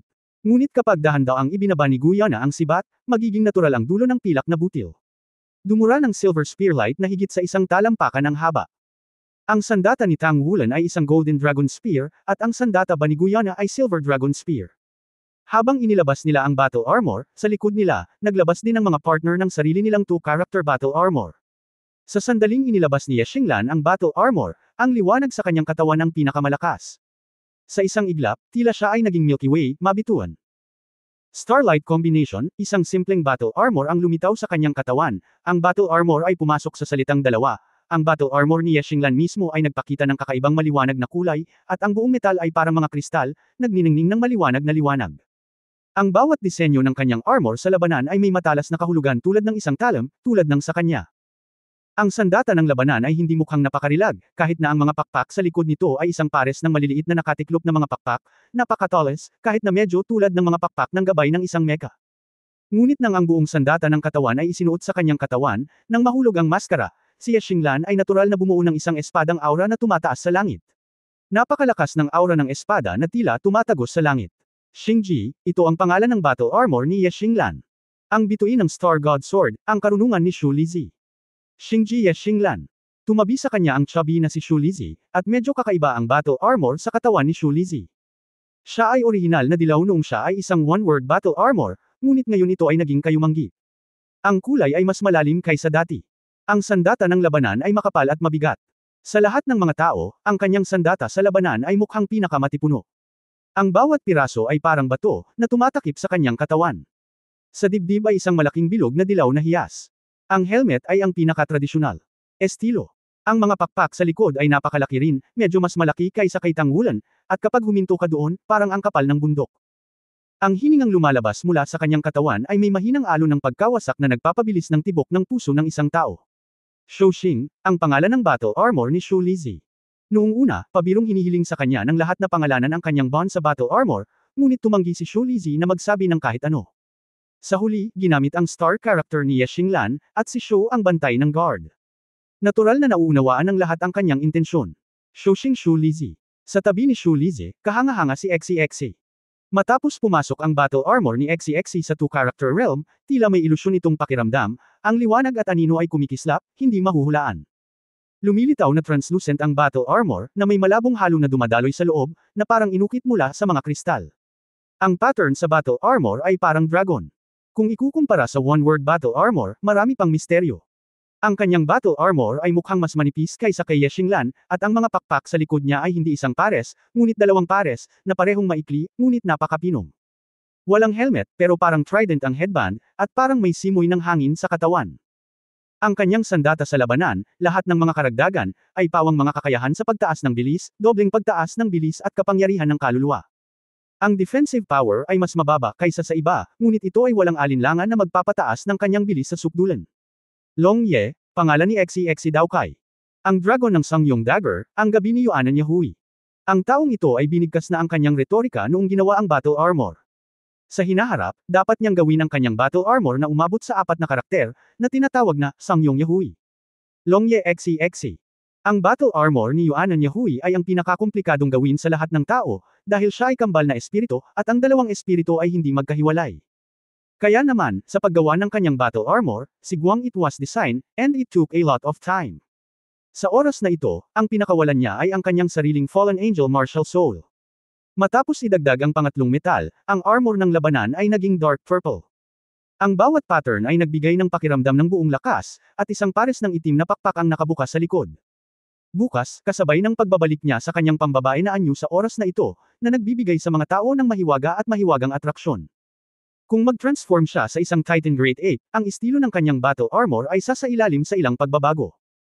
Upang matiyak na ang battle armor ay nagpapataas ng lakas ng pakikipaglaban, isinakripisyo ni Yuanan Yahui ang kakayahang lumipad sa estado ng Titan Great Ape upang mapataas ang lakas ng labanan hanggat maaari.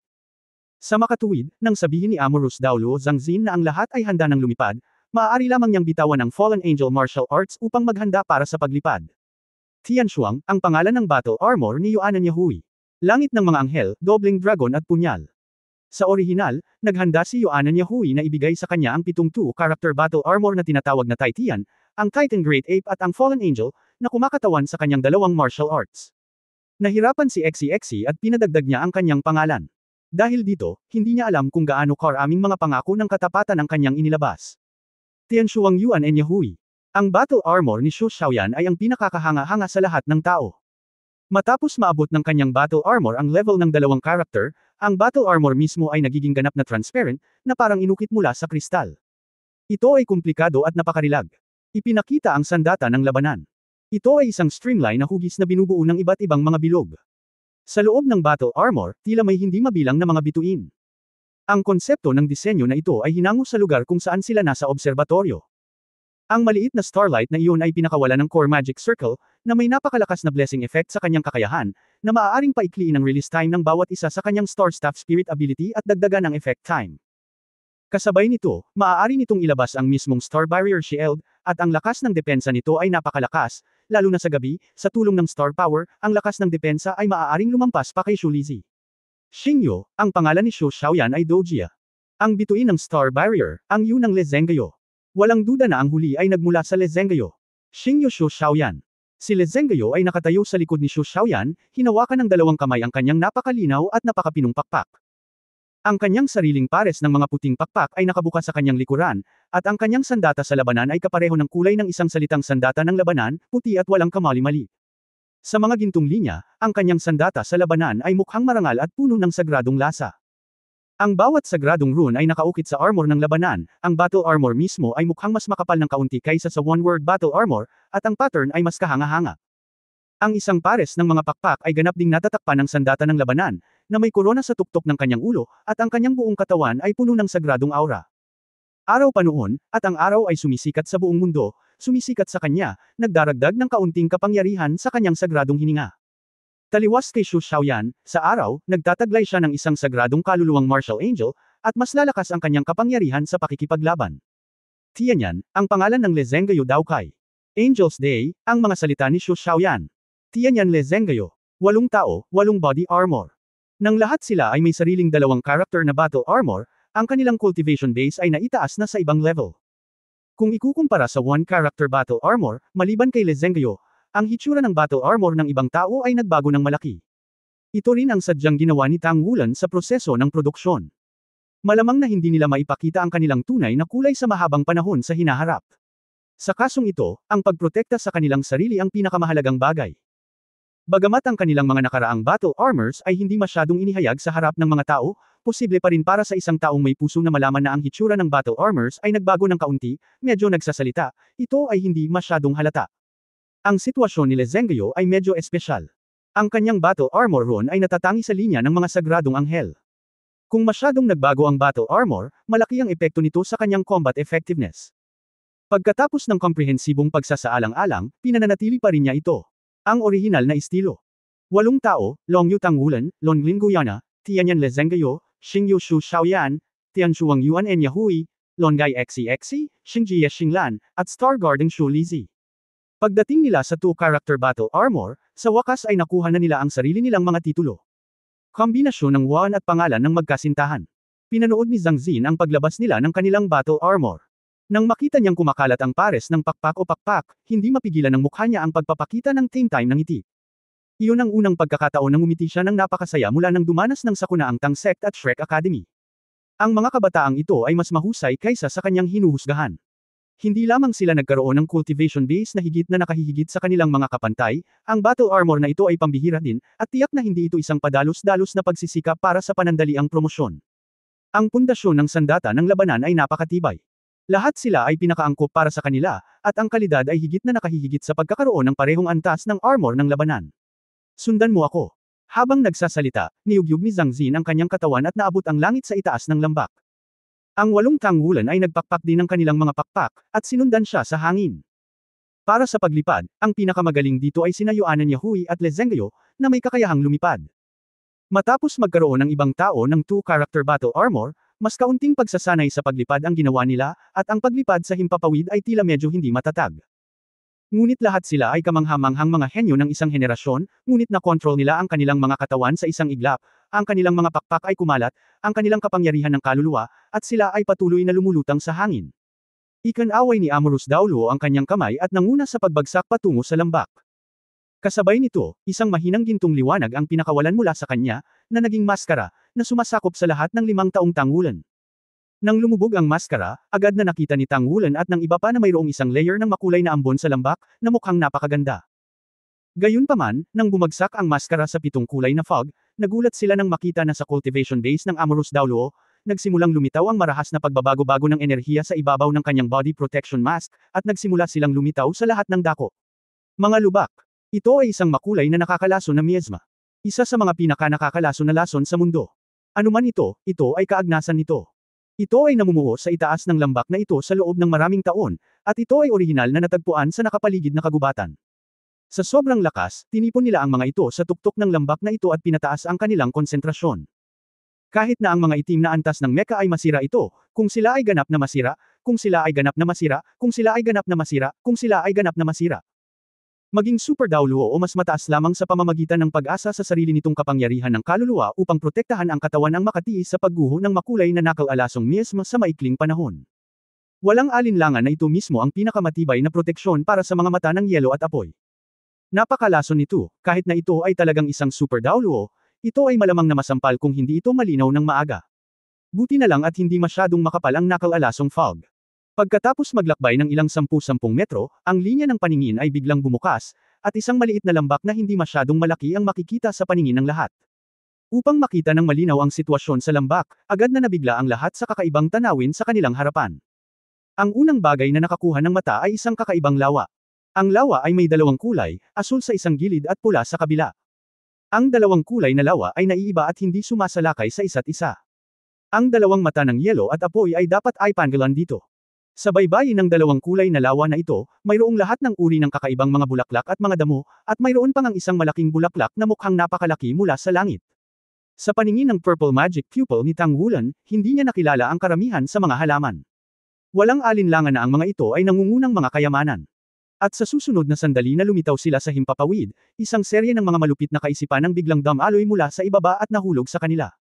Ang mga banal na kaisipang ito ay halatang napakasama. Ito ay bahagyang ngumiti si Amorous Daoluo Zhangzin, ang lilang liwanag ay kumislap sa kanyang mga mata, at biglang, ang mga banal na pag-iisip na umakyat sa langit ay nabasag ng isa-isa, at ang presyon ay gumaan, dinala sila ni Zhangzin pababa patungo sa lambak. Nagkalat ang mga piraso ng halaman, na nagpapakita ng isang hubad na lupa, sapat lang para makatayo silang siyam. Noong nahulog talaga sila sa lambak, mas nabigla ang lahat sa mga halamang nasa harapan nila. Ito ay isang makulay na mundo, at ang lahat ng mga halaman dito ay tila pinalaki. Mahinahong sinabi ni Xe, iyan ba ang nagninangas na apricot? O Diyos ko! Napakalaki nito. Paano ito posible? Nakita ko sa mga sinaunang aklat na ang ganitong uri ng bulaklak ay lumalaki lamang ng 2 pulgada kada 10,000 taon. Ang isang ito, aking Diyos. Natatakot ako na ito ay magkakaroon ng haba ng buhay na halos 200,000 taon. Sa sandaling sila ay lumapag, ang mga naunang malupit na aura ay muling damaykit, sa pagkakataong ito ay marami pa, at ang nakapalibot na kakaibang mga bulaklak at mga damo ay tila nabuhay. Ang mas kakaiba ay mayroong 6 na figure na dahan-daw ang lumilitaw sa anyo ng tao, na lumilitaw sa kanilang harapan. Ang unang tao, na nakasuot ng lila na balabal, ay mukhang nasa estilo pa rin noong sinaunang panahon, gwapo at balingkinitan. Hindi ko alam kung bakit, nang makita siya, biglang naging pamilyar si Tang Wulan. Sa likod niya ay isang babaeng nakapula na may magandang hitsura ngunit masamang kutis, ngunit ito ay ang pinong pagbabago ng nasusunog na apricot na itinuro ni Xe. Bukod dito, 4 pang tao ang nagtipon sa kanila at binati sila rito. Malalaman mo sa kanilang hininga na tila hindi sila tinatanggap ng mga taong ito. 6 na uri ng halaman na maaaring mag-transform sa anyo ng tao. Masyadong malinaw sa lahat kung ano ang ibig sabihin nito. Ang hayop na kaluluwa ng halaman na maaaring mag-transform sa anyo ng tao ay isang mabangis na antas ng hayop. Sino ang mag-aakala na sa lihim na kaharian na ito ng Tang sect, magkakaroon ng 6 na makapangyarihang lalaki sa antas ng mabangis na mga hayop? Ito ay simpleng hindi kapani-paniwala. Bahagyang ngumiti si Zhang Xin at binati siya, lahat, long time no see, hindi ko alam kung okay lang. Ang lalaking naka-purple na nakadamit sa ulo ay mahinang nagsabi, kung hindi dahil sa iyong pagkagambala, ito ay magiging mas mapayapa. Amorous Daoluo, hindi ko alam kung ano ang ibig sabihin ng pagdadala ng napakaraming tagalabas sa pagkakataong ito. Sinabi ni Zhang Xin, natural, kailangan nating humingi ng tulong sa lahat. Lumubog ang mukha ng lalaking nakasuot ng lila, naaalala ko na ang kasunduan namin sa Tang sect ay bawat daang taon, isang kota lang ang papasok sa mga mata ng yelo at magpapaputok ng 2 instrumento at kukuha ng hindi hihigit sa 2 uri ng gamot. At tinitiyak namin na tutulungan mo kaming magbantay. Dito, hindi masisira ng iyong mga tao. Oo. Tumango si Amorous Daoluo. Malamig na sinabi ng lalaking nakasuot ng lila, kung gayon, ano ang ibig mong sabihin sa pagdadala ng 8 tao dito sa pagkakataong ito? Para lang bang ilantad ang ating pag-iral? Bumantong hininga si Zhang Xin, kung kailangan kong gawin ito, paano ko may istorbo si Brother Luo at ang tulog ng lahat? Sa katunayan, ang Tang sect ay nasa isang krisis ng buhay at kamatayan. Naalala ko na nagkaroon ng kasunduan si Lingbing Daoluo sa iyo nang makilala ng Tang sect ang Destroy sect. Kapag ito ay mahirap, lahat ay hindi magsisikap na tulungan tayo sa kalamidad. Nag-iba ang kutis ng lalaking naka-purple, at nagulat siya, ang Tang sect ay nasa kasagsagan nito, magkakaroon ba ng sakuna? Isang dampi ng kalungkutan ang sumilay sa mga mata ni Zhang Xin, ang punong tanggapan ng Tang sect ay binomba ng Holy Spirit Cult Evil Soul Master gamit ang isang tier 12 God Killer Level Fixed Installed Soul Guided Artillery Shell. Ang dibisyon, higit sa 1,200 katao. Kasabay nito, dumanas sila ng iba't ibang suntok sa Shrek City at dapat na mapilitan na isara ang Shrek City. Kung saan matatagpuan ang Shrek Academy, ay ang pinakamalaking lungsod sa mainland, at dumanas din ito ng isang mapangwasak na dagok. Ang Shrek City ay ganap na sumabog, pumatay ng higit sa 10 milyong tao, at higit sa 20 title Daoluo mula sa Shrek Academy ay nahulog. Ang tanging nakaligtas sa loob at panlabas na mga patio ay ang mga bata na nakita mo sa harap mo. Ito ang tinatawag na mga labi at ngipin. Mula nang lumubog ang Lingbing Daoluo, sa loob ng libu-libong taon, tinupad ng ating Tang sect ang ating pangako at binantayan ang mga mata ng yelo at apoy. Ang pinakamatagal na panahon, o kahit 1,000 taon, hindi pa kami humingi sa iyo ng anumang gantimpala. Ngayon, ang Tang sect ay nakatagpo nito.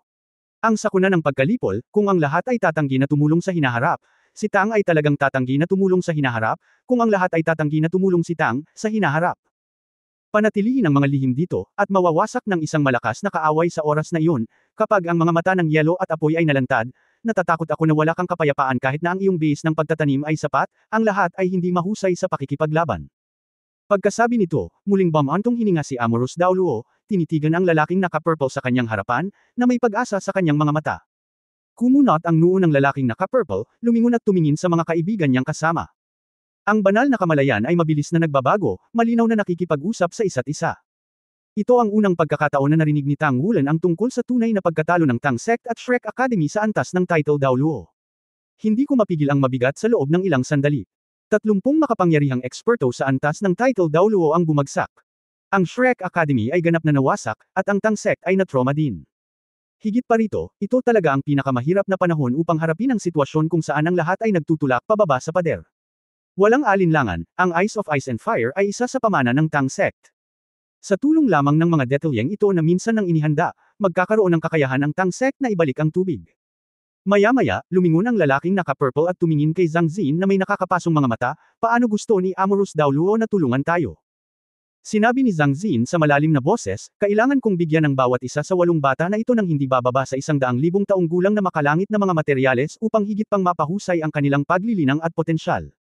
Sa 8 anak, ang babaeng ito ay dahil sa naunang tamang tamaan, ang kailangan ay Kirong Tangtianzhou.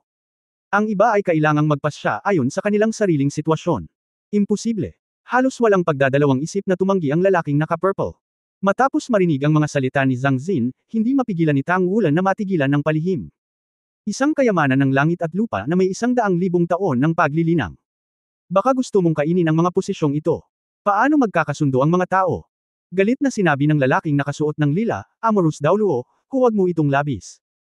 Dapat mong malaman na kahit sa mga mata ni Bingwo Liangyi, kailangan ng 10,000 taon upang linangin ang isang espiritual na damo na nilinang sa loob ng 100,000 taon. Pagkatapos na dambungin ito ng kapwa Lingbing Dao Luo, sa huling 10,000 taon, ang mga mata ng dalawang mata ng apoy na ito ay babalik kaagad.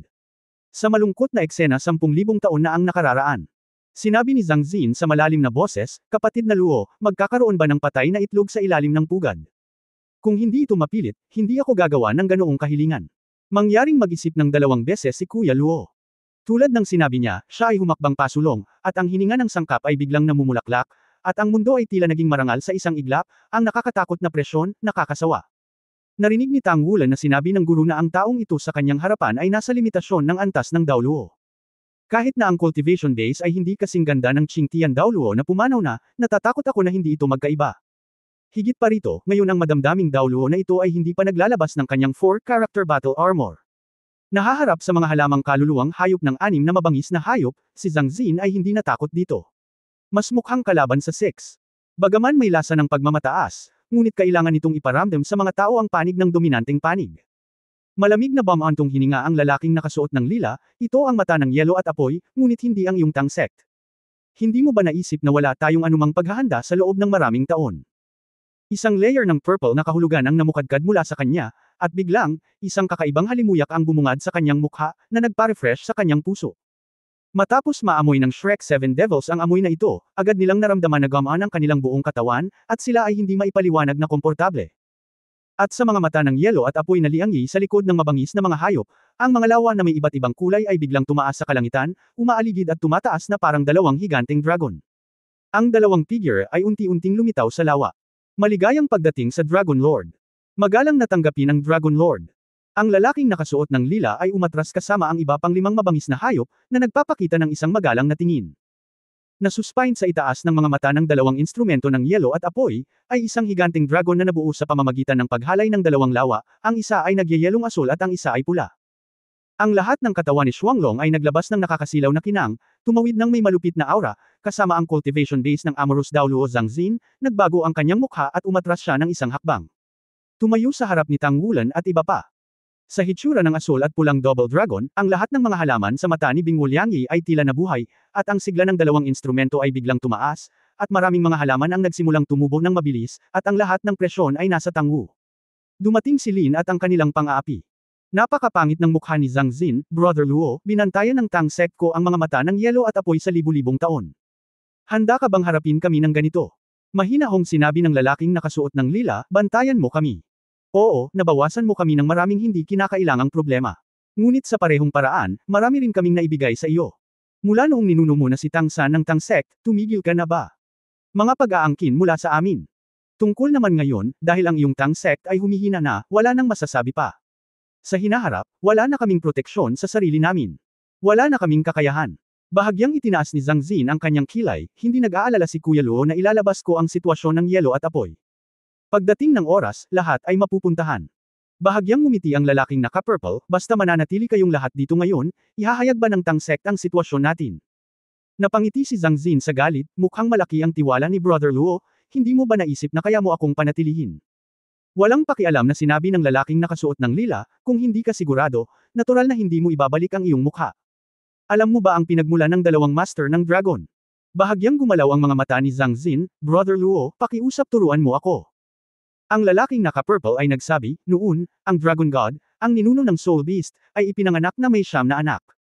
Kabilang sa 9 na anak, kasama nila ang tubig, apoy, lupa, hangin, liwanag, dilim, kalawakan, at ang 7 elemento ng banal na dragon.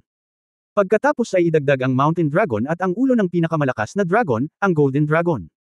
Sama-samang tinatawag na 9 Dragon Lords. Ang Dragon God ay nahulog sa mga Diyos, at ang 9 na Dragon Masters ay may kanya-kanyang pagkakataon. Kabilang sa kanila, ang Water Dragon King at ang Fire Dragon King ay sabay na nahulog. Dito nabaon ang kanilang mga katawan sa ilalim ng mga mata ng yelo at apoy. Dito rin nagmumula ang mga mata ng yelo at apoy, na nagpapalusog sa lahat. Pagkatapos ng hindi mabilang na mga taon ng pagsusumikap, sa wakas ay pinaniwalaan ko ang 2 sulok ng dragon. Gaano man kalakas ang iyong mga tao, maaari kang maging maayos ang Dragon Master na dati ng antas ng Diyos ay nakikipaglaban kahit na ang Dragon Master ay mayroon lamang kaluluwa ng dragon sa oras na ito, pagsasama-sama ang kapangyarihan ng 2 Dragon Masters, hindi magiging napakahirap na iwanan ang pag-ibig na si Dao Luo. Tinitigan ni Zhang Xin ang 2 Dragon Lord na Dragon Souls na nakabitin sa hangin at naglabas ng mabangis na aura, at ang kanyang ekspresyon ay naging mas pangit. Dahil ang punong tanggapan ng Tang Sect ay binomba, ang Tang Sect ay dumanas ng hindi pa nagagawang malaking pagkawala, ngunit hindi niya inaasahan na ang mga pagtagas sa silid ay maulan, at maging ang mga mata ng yelo at apoy sa lihim na kaharian ng Tang Sect ay dumaan sa gayong pagbabago. Bilang Extreme Dao Luo, syempre nararamdaman niya ang malakas na aura sa 2 Dragon Masters.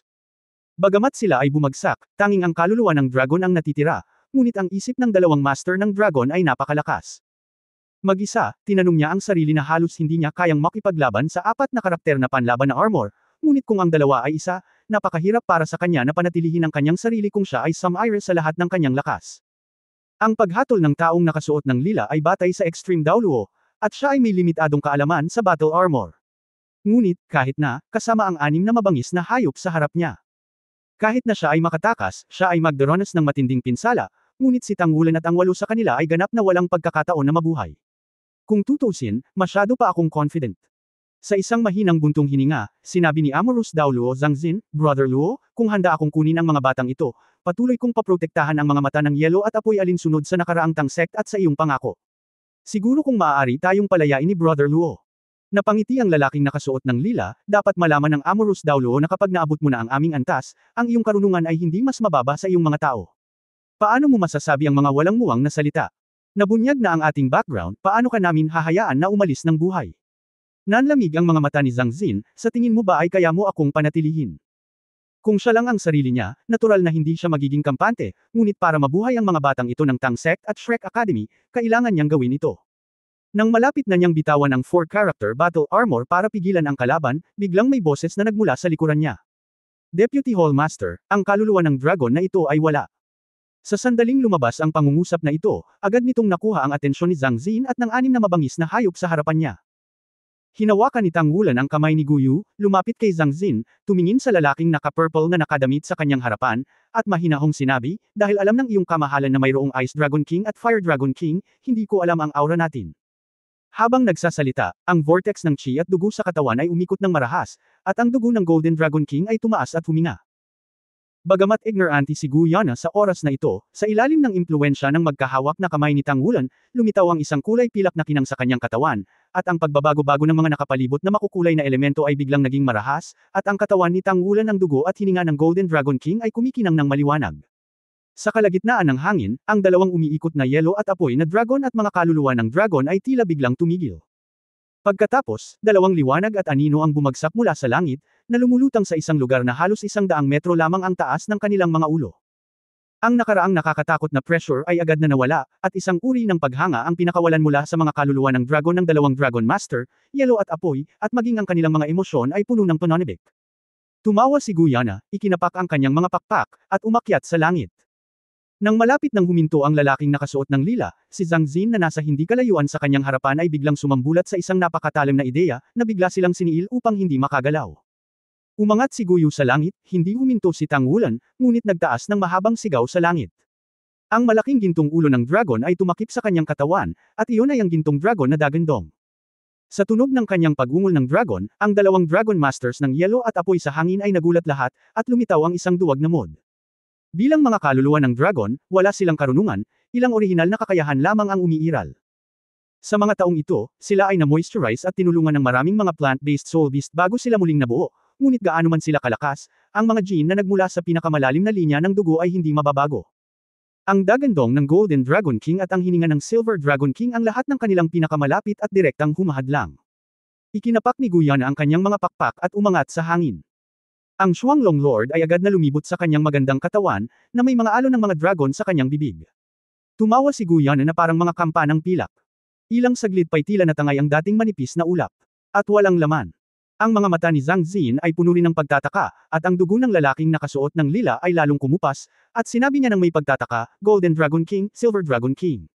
Hindi, imposible ito. Mahina na sinabi ni Tang Wulan, sa mundong ito, walang imposible. Sa aking palagay, natatakot ako na ang dalawang Dragon Master na ito ay hindi ka man lang tulungan. Guyu, hayaan mo silang bumalik. Oh! Nangako si Guyana, ikinapakpak ang kanyang mga pakpak at lumilipad patungo sa mga mata ng yelo at apoy. Ang mga katawan na ngayon ay umaasa sa dalawang higanteng dragon na ito ay ang lawa ng tubig ng mga mata ng yelo at apoy. Sa patnubay ni Guyana, agad silang lumipad. Bumalik sa tuktok ng orihinal na lawa at lagyang muli ito. Dalawang maliit na kaluluwa ng dragon na mukhang wala pang 2 metro ang natitira, masayang umaaligid sa Guyana. Ang Golden Dragon King at ang Silver Dragon King ay ang pagkakatawang tao ng Dragon God pagkatapos ng pagkahulog. Ang Silver Dragon King ay nagmana ng kapangyarihan ng 7 elemento ng Dragon God, at ang Golden Dragon King ay nagmana ng 2 bloodline ng Golden Dragon at Mountain Dragon. Sa makatuwid, ang dalawang dragon ng yelo at apoy ay may likas na pagkakalapit sa hininga ng Silver Dragon King, tulad ng isang bata na nakikipagkita sa kanilang ina. Sa ilang sandali, matagal na nilang nakalimutan ang mga mabangis na hayop ng sistema ng halaman. Malinaw na hindi inaasahan ni Amorous Dao Luo na magiging ganito ang sitwasyon, at isang malabong ngiti ang lumitaw sa gilid ng kanyang bibig, Brother Luo, ito ay talagang isang turnaround. Gayunpaman, hindi ko talaga inaasahan na ang pag-aalaga ng Tang Sect sa loob ng maraming taon, ngunit ito ay nakapagpapalusog. Pagkatapos iwan kayong mga lobo na mapuputi ang mata, ang mga kaluluwang hayop ay nawasak sa mainland, may tiyak na paraan upang mamatay, mayroon ng tiyak na paraan upang mamatay. Ang lalaking naka-purple na nakadamit ay nagsabi na may berdeng mukha, ginagamit ninyong mga tao ang aming mga kaluluwang hayop bilang isang pagkakataon para sa promosyon. Paano namin hindi subukang protektahan ang aming sarili? Kahit na wala ang Double Dragon Masters at ang kapangyarihan ng aming anim, maaaring hindi kayo magtagumpay. Kung wala ang dating katahimikan, higit pa sa pagnanasa sa oras na ito. Bahagyang pinaikit ni Zhang Xin ang kanyang mga mata, at ang ngiti sa kanyang mukha ay naging mas matindi, gusto kong subukan. Tingnan natin kung ang kilo at tulip ni Brother Luo ay mas malakas ngayon, o kung ang aking madamdamin na espada ay mas matalas. Gatlang M gatlang M gatlang M gatlang M gatlang M gatlang M gatlang M gatlang M gatlang M gatlang M gatlang M gatlang M gatlang M. For more videos, please like, share and subscribe.